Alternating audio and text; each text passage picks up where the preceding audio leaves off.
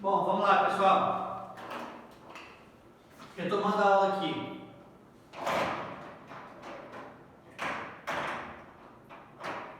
Ó, eu vou ser propositalmente repetitivo.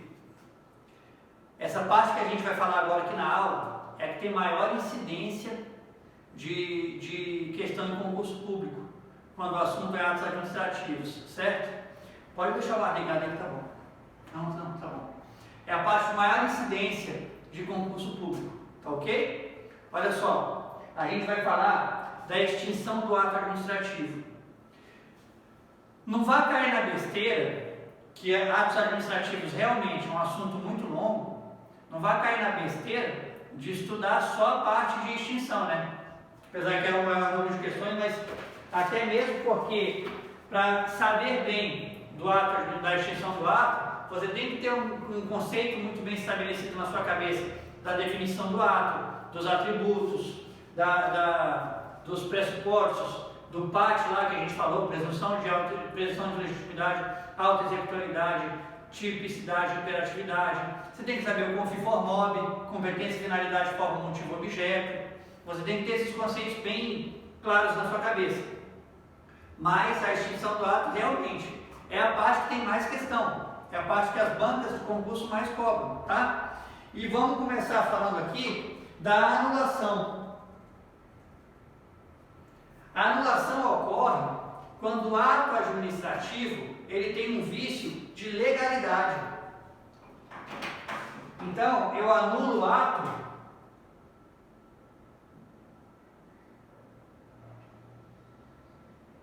vou colocando palavras-chave aqui e no final você vai entender por quê. Vou fazer um paralelo que você vai acertar tudo na sua prova. Quando eu anulo o ato porque ele é ilegal. O vício que gera a anulação, ele é ilegal, certo? Então, ocorre quando o ato administrativo é extinto sob o fundamento de ser ilegal. Quando o vício gera ilegalidade for sanável, a administração pública ele vai poder corrigir. É o que a gente vai ver depois na convalidação. Convalidação é uma espécie de correção daquele ato porque ele tem algum problema. A anulação é quando esse ato é ilegal, mas esse vício ele não vai poder ser corrigido. Se o ato é ilegal e essa ilegalidade não puder ser sanada, o meu único caminho vai ser anular esse ato, certo? E quem que pode anular esse ato?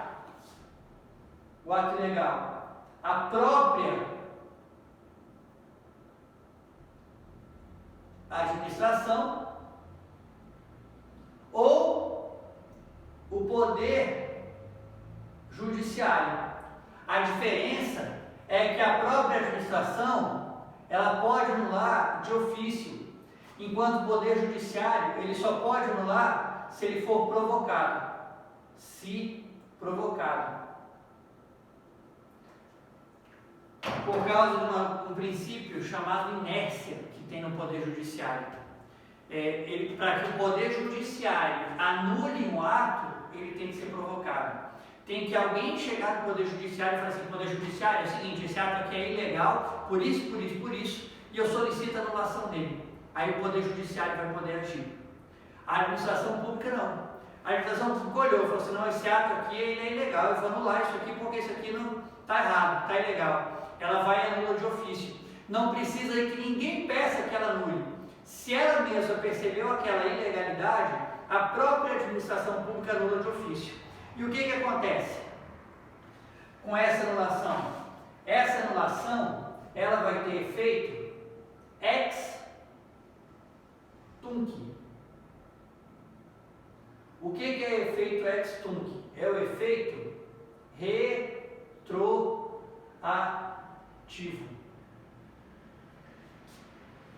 Imagine que um ato foi expedido nesse dia aqui, ó. Aí teve um decurso de tempo. Quando chegou bem aqui, percebeu-se que esse ato era ilegal. E aí ele foi anulado. Por ser ilegal, ele foi anulado. Essa anulação vai começar a valer daqui do dia que ele foi declarado ilegal, ou ele vai começar a valer daqui? Ex tunc anula tudo. Ele é ilegal a partir daqui, ó. Isso que aconteceu aqui não tem mais valor, certo? Ocorre quando o ato administrativo é extinto sob o fundamento de ser ilegal e quando o vício que gera ilegalidade for sanável, a administração pública pode convalidá-lo com efeito ex tunc, se presente ainda os requisitos interessantes públicos. A ausência de prejuízo para terceiro. Caso seja insanável, o único caminho será a anulação.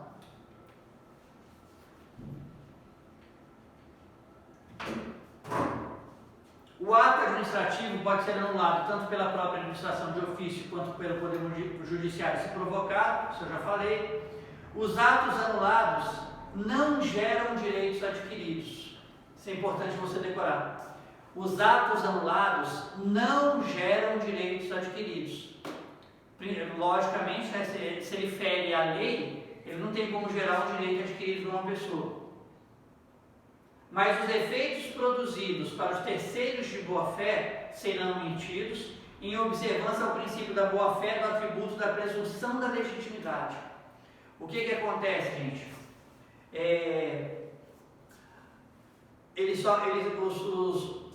Os efeitos deles serão mantidos para os terceiros de boa-fé, certo? Então, imagina só. Imagina que sai um contrato temporário para você prestar um determinado serviço para a prefeitura. Só que tem alguns requisitos. Imagina que você tem que ter diploma de curso superior em alguma área. Aí, as pessoas trabalharam por 6 meses. Esses 6 meses que as pessoas trabalharam, elas receberam por isso. Só que viram que essa atitude que a prefeitura tomou tinha alguma ilegalidade. Essas pessoas vão ter que devolver esses 6 meses de salário? Não, porque eles eram terceiros de boa-fé, certo? Agora imagina só, imagina que nessa mesma situação hipotética aí que eu falei, uma pessoa falsificou um diploma de curso superior, ou seja, ela não tinha curso superior, que era um dos requisitos, embora ela tenha trabalhado, ela pode ser obrigada a devolver esse dinheiro na via judicial? Pode. Porque nesse caso, uma pessoa que falsificou um diploma, ele não pode ser considerado terceiro de boa-fé, né? Porque ele não teve boa-fé. Pelo contrário, né? Ele teve má-fé, né? Ele sabia que ele não podia concorrer àquele contrato e se utilizou de um crime, né? Foi a falsificação de um documento para concorrer. Os direitos adquiridos só vão ser preservados para os terceiros de boa-fé, tá ok?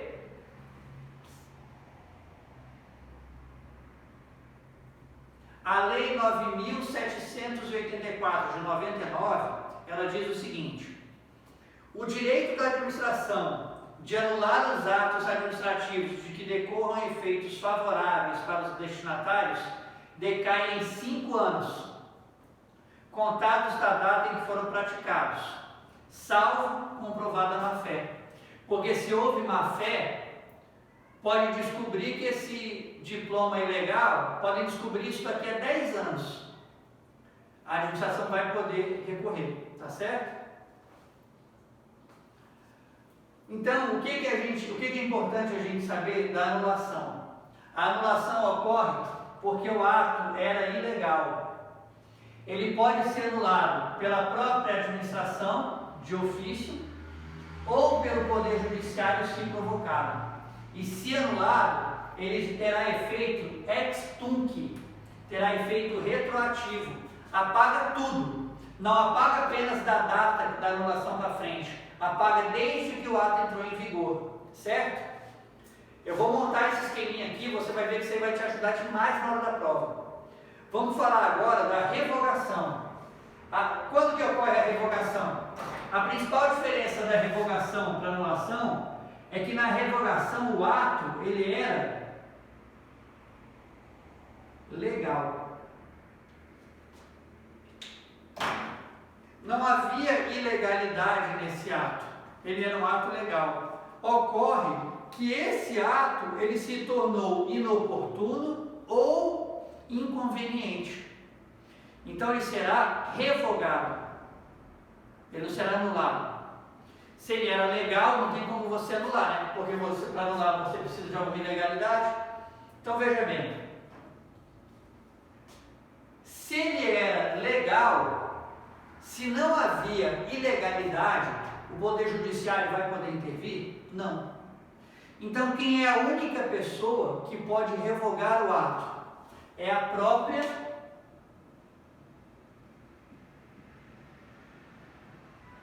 administração.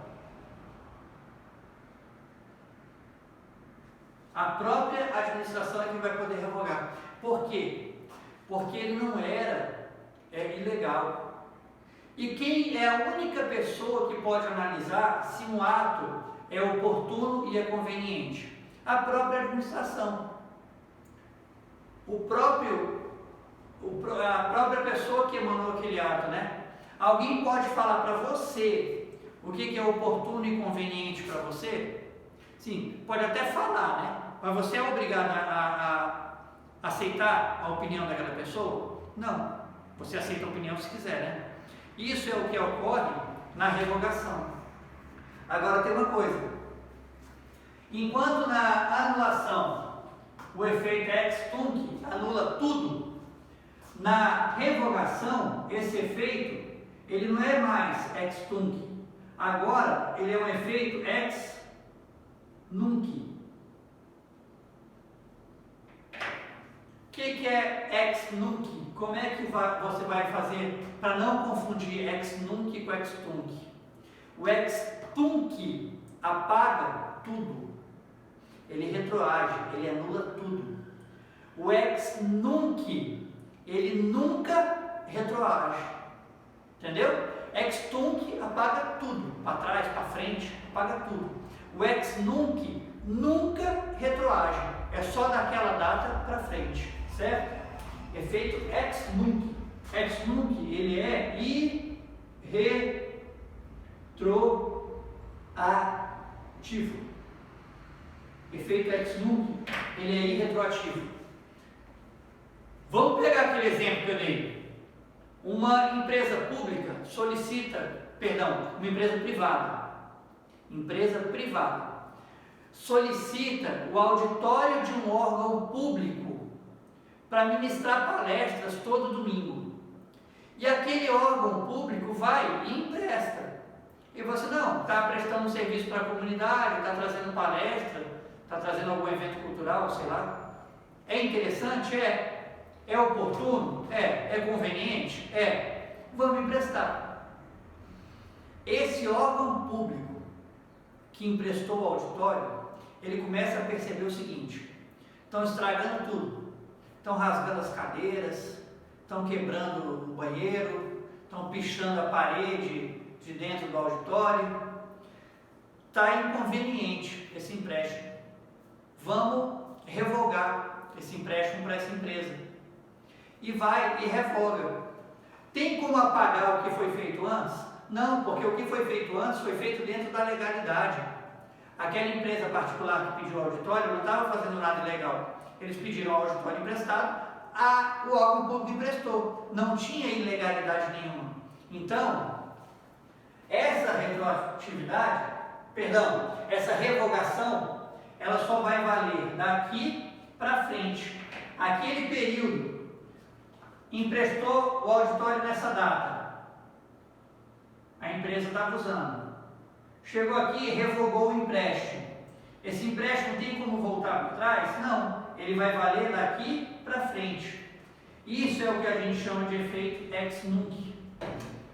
O ex tunc apaga tudo, o ex nunc nunca retroage, é só dali para frente, certo? E aí,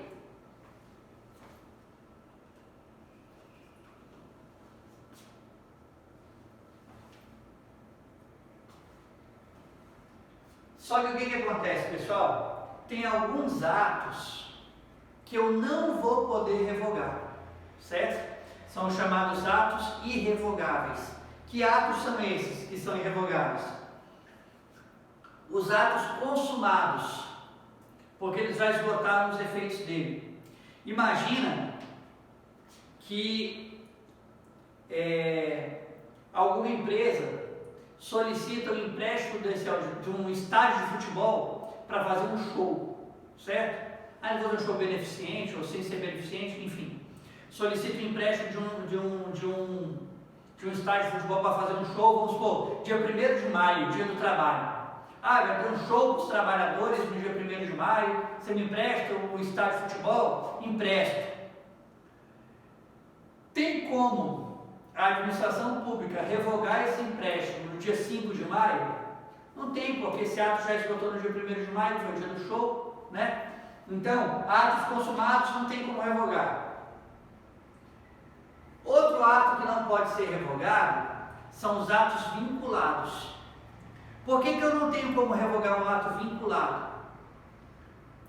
Porque quando eu falo aqui oportunidade e conveniência, qual o tipo de ato que eu analiso? Oportunidade e conveniência. Os atos discricionários. Tem como eu analisar oportunidade e conveniência em ato vinculado? Não tem. Porque ato vinculado não faz análise de mérito, não faz análise de oportunidade e conveniência.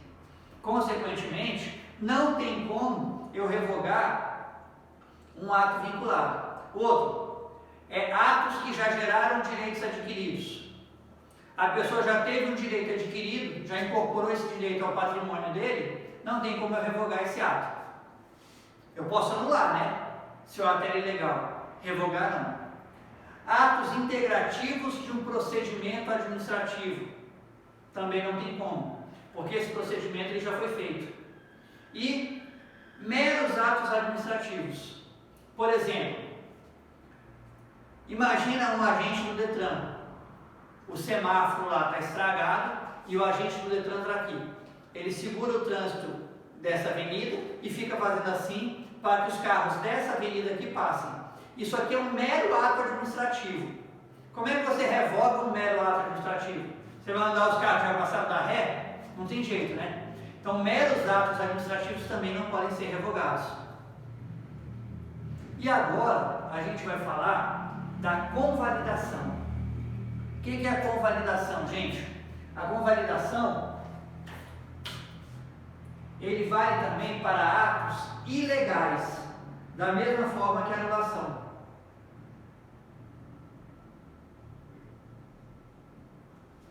A convalidação se aplica a um ato ilegal, certo? Mas o que acontece? Às vezes, esse vício que gerou a ilegalidade, ele pode ser, entre aspas, corrigido. E aí, é muito mais prático e muito mais barato para a administração corrigir aquela falha e deixar aquele ato em vigor do que anular e ter que recomeçar tudo de novo, fazer tudo do zero. Nesse caso, a gente vai ter convalidação. Então, o que é convalidação? É o ato administrativo pelo qual é suprido o vício existente no ato ilegal, com efeito retroativo à data em que foi praticado. Aí uma coisa importante. Eu falei que efeito ex tunc apaga tudo, certo? Por exemplo, um ato era ilegal, ele foi anulado. Efeito ex tunc, ele anda para trás, desde que aquele ato entrou em vigor. Ex tunc apaga tudo. Eu falei da revogação. Revogação, efeito ex nunc, nunca retroage. Só que, gente, você tem que pensar em tunc como retroativo, nunc como não retroativo, ou como irretroativo. Por quê? Porque no caso da convalidação, o efeito dele é ex tunc. Ou seja, a correção, a partir do momento que eu corrigi, efeito ex tunc, retroativo. Se eu corrigi tudo. Eu não fiz a correção apenas do momento ali da convalidação para frente. Se eu corrigi tudo, desde o momento que o ato foi gerado. Então, ele retroage ao momento que aquele ato foi expedido. É o efeito ex tunc. Se eu convalidei tudo. Tunc, tudo. Certo? Anulação, efeito ex tunc, eu anulo tudo. Certo? Então, olha só. em decisão na qual se evidencie que não acarreta lesão ao interesse público nem prejuízo a terceiro. Os atos que apresentarem defeitos sanáveis poderão ser convalidados pela própria administração. A convalidação gera efeito ex tunc, ou seja, eu convalido desde o momento em que esse ato foi expedido. Então veja bem, quem que pode convalidar um ato? O Poder Judiciário pode corrigir? Não pode. Se ele quiser, ele anula. Ele fala assim, ó, esse ato aí está ilegal e o Poder Judiciário anula. Mas corrigir, só pode corrigir quem fez, certo? Então é por isso que a convalidação só pode ser feita pela própria administração. E essa convalidação vai ter efeito ex tunc também. Ele vai ter efeito retroativo, certo? Agora presta muita atenção numa coisa, gente.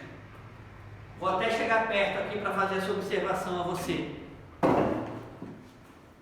Se a convalidação gerar prejuízo para a administração pública, ela não vai poder ser, esse ato não vai poder ser feito, não vai poder ser convalidado. E se essa convalidação gerar prejuízo a terceiros, esse ato também não vai poder ser convalidado, certo?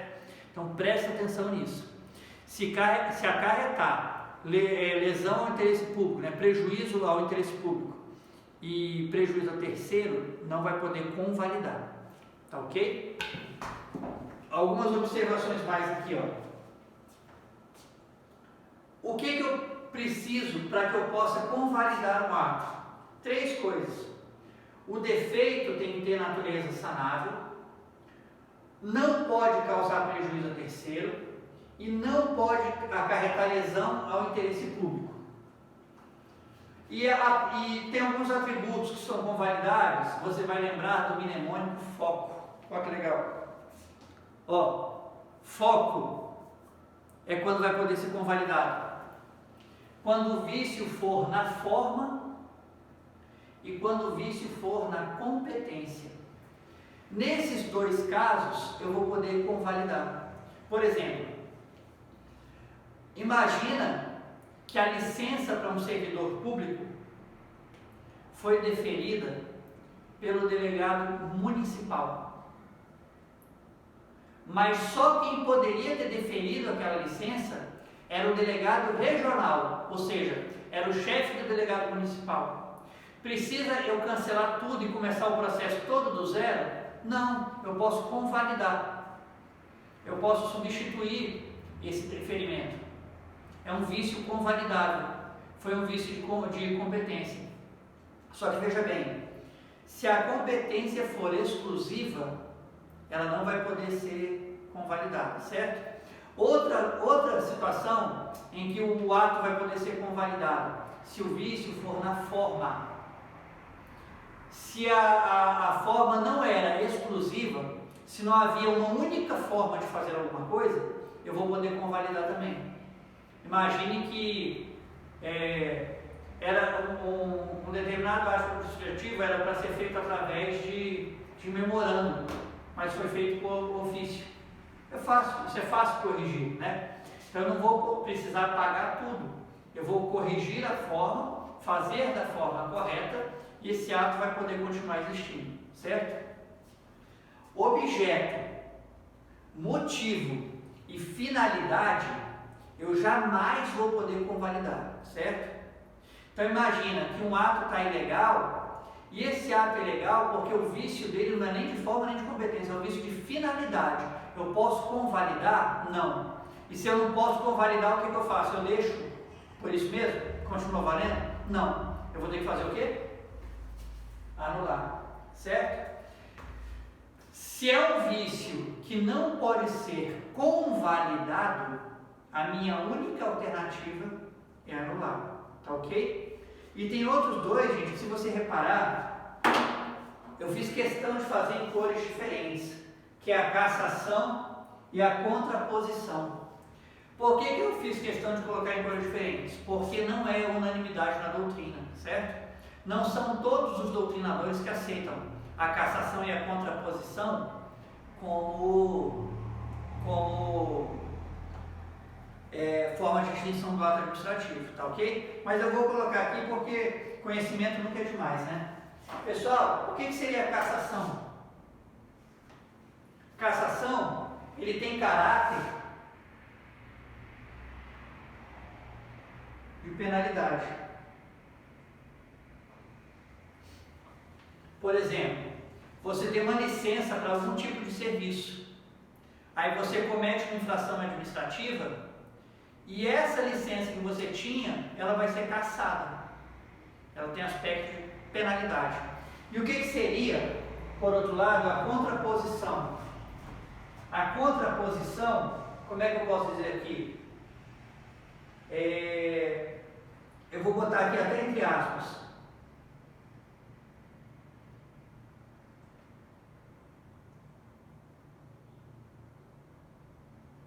A contraposição, ela está relacionada a alguma incoerência. Vou dar um exemplo a você.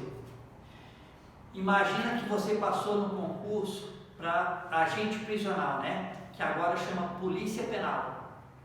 Você passou no concurso e você se tornou policial penal. Você foi nomeado dia 30, tomou posse dia 1º, entrou em exercício dia 2, certo? Lembrando que quando você é nomeado, você tem quantos dias para tomar posse? 30. Você foi nomeado, você tem 30 dias para tomar posse. Se você não toma posse, o que acontece? É tornado sem efeito a sua nomeação. E aí você tomou posse, você não entrou em exercício em 15 dias, você é exonerado do serviço público, tá? Então eu precisava falar isso aí só para contextualizar meu exemplo. Você foi nomeado dia 30, tomou posse dia 1º, entrou em exercício dia 2. No dia 5 tem uma briga generalizada no presídio, tem servidor do presídio pego como refém, o pessoal toca fogo no colchão, aquela bagunça, né? Aí você fala assim, o quê? Você tá doido que eu vou ficar aqui? Eu vou exonerar, eu não consigo isso não.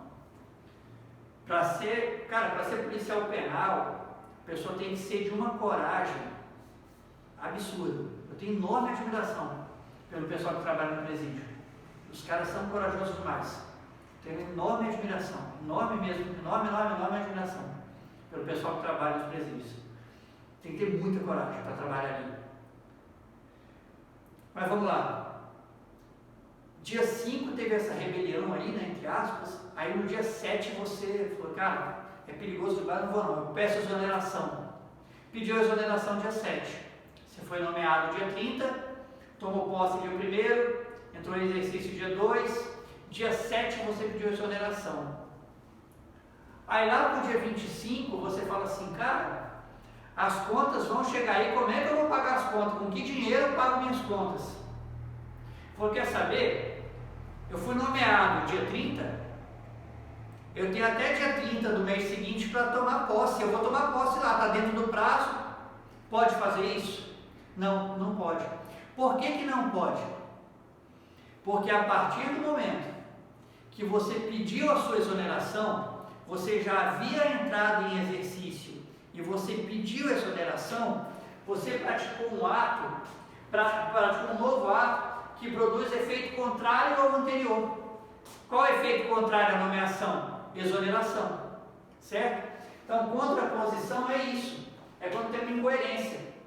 Se você pediu exoneração, é incoerente você tomar posse de novo, certo? Então, contraposição é isso, prática de um novo ato que produz efeito contrário ao ato anterior. Então, para resumir aqui, para fechar, extinção do ato administrativo, eu anulo o ato quando ele é ilegal. A própria administração de ofício pode anular, ou o Poder Judiciário, se ele for provocado, e tem efeito ex tunc, ou seja, retroativo. A partir do momento que eu anulei tudo, desde o momento que esse ato entrou em vigor. Revogação, eu revogo o ato quando ele é legal. Não havia ilegalidade nenhuma nele, ele apenas se tornou inoportuno ou inconveniente. Apenas a própria administração pode revogar, por quê? Porque oportunidade e inconveniência é só a própria pessoa que pode analisar. Se o Poder Judiciário analisasse a oportunidade e inconveniência, o Poder Judiciário estaria agindo como se fosse aquela própria administração. E isso é proibido, porque os poderes são independentes e harmônicos entre si. Muito embora um controle o outro, que é o sistema check and balance, mas os poderes são independentes. E essa revogação, justamente porque ela era legal, o efeito dela é ex nunc, é não retroativo, é dali para frente. E eu tenho a convalidação. A convalidação também vale quando o ato é ilegal, mas quando essa ilegalidade pode ser corrigida. Apenas a própria administração pode corrigir e o efeito dela é retroativo, ex nunc. A partir do momento que eu corrigi tudo.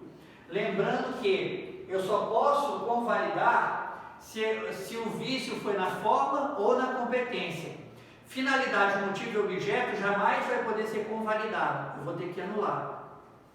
E eu tenho ainda, embora não seja, a doutrina não seja pacífica nesse ponto, eu tenho a cassação, que tem um caráter de penalidade, e tenho a contraposição, que é quando ocorre alguma incoerência.